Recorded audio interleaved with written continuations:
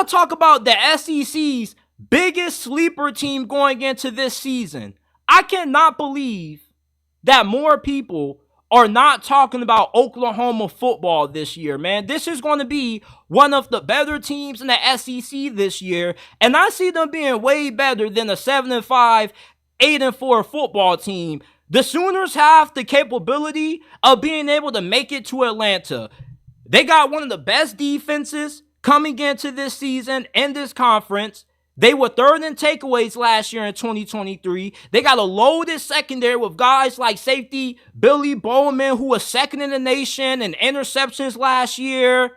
You got tons of experience and depth in that secondary. You also are going to have a really good front seven led by linebacker Danny Stutzman, who was all-world last year, had over 100 tackles, had a couple of sacks, a few interceptions as well. He's just a playmaker.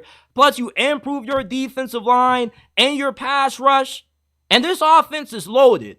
They got a really good group of wide receivers. They got a running back that I love named Gavin Sawchuk. This Gavin Sawchuk dude, he was going off near the tail end of last year, man. I don't know why he wasn't on the field earlier. People said that he got held back due to injuries, but when they started calling Gavin Sawchuk's names, that man was making a killing. He was going off against Arizona in the Alamo Bowl. I had a bet against Oklahoma. I had picked Arizona to win that game outright. And my homie did too. He was saying, JT, you think that Arizona's going to be able to hold on? I was like, man, as long as Oklahoma don't keep giving it to this Gavin Sawchuk dude, they're going to be fine.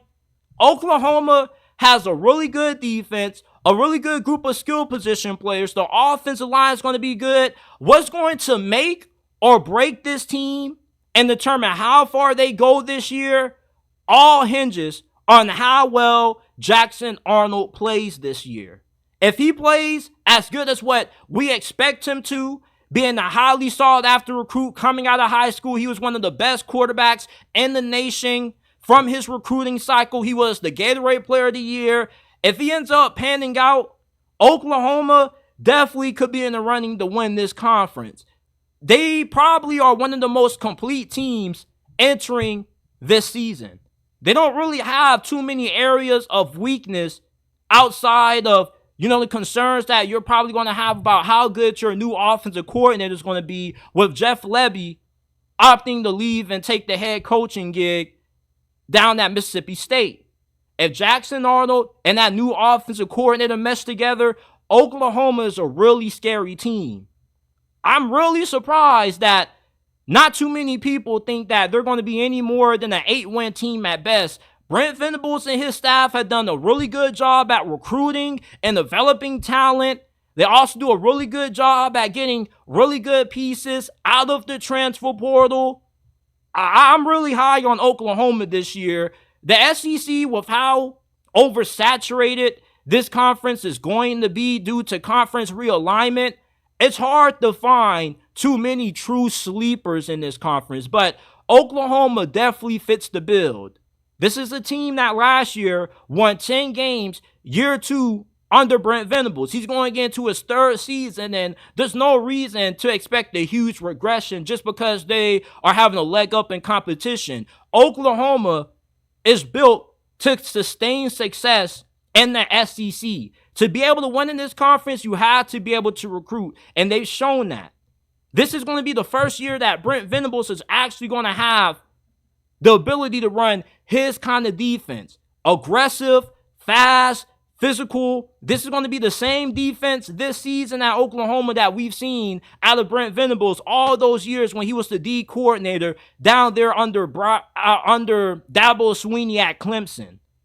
Their schedule is pretty tough, but they're good enough to win the majority of these games. Tennessee at home, that's winnable. You should take care of Auburn on the road. You got Texas at home. That's winnable. Anytime you have the luxury of playing a team in Norman, that's a winnable game, regardless how good the opponent is, because Oklahoma has been recruiting at a top 10 level ever since Brent Venables got down there to Norman. Your toughest games are on the road. Ole Miss, Mizzou, LSU. Those are the 3 toughest road games that you have, and I could see you winning 2 of those games. Missouri, They're going to be in for a down season. I think too many people are riding off the high that they had last year. LSU, they're not going to have a defense this year. Their defense is going to be better, but I don't think it's going to be good enough for them to be a playoff team this year. I definitely see a scenario where, at worst, the floor for Oklahoma is 9-3. But the ceiling for this team, I could see it being 11 wins, but realistically, I see them being a 10-9 win football team, which could be good enough for them to sneak into the postseason, depending on, where these wins come from. The SEC is so stacked that you can still get in as a 3-loss team as long as you have some quality wins against quality opponents, and that's what Oklahoma has this year. They're going to have a great defense. Their offense should be really good. You got to remember that they were confident enough to name Jackson Arnold the guy and allow Dylan Gabriel to walk. And Dylan Gabriel is one of the best quarterbacks in college football going into this season. He's a veteran. He's been around the block. So that shows a lot about how they feel about Jackson Arnold.